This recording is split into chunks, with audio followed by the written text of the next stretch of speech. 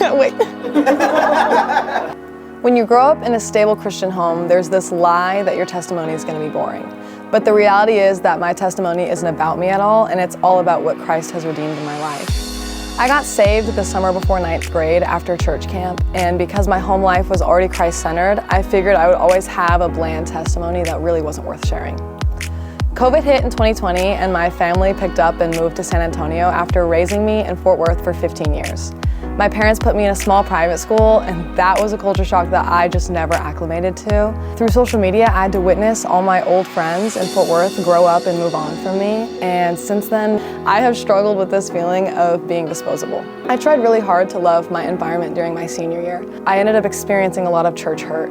These are the people that should be fighting for you and pushing you towards Jesus, and they hurt me in a lot of traumatic ways. When I got to A&M, I really stepped out of the lifestyle my parents raised me with, and I got into partying and drinking and being around the wrong crowd.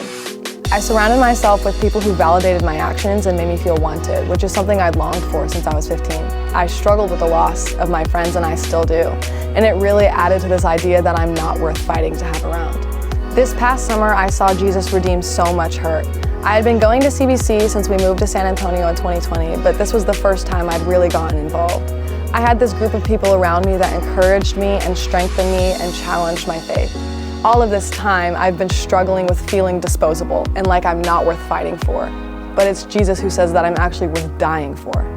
And that's all I've ever wanted, was for someone to fight for me. And it just took me so long to surrender my battles and see how Jesus has actually fulfilled my biggest insecurities and how I've been hurt.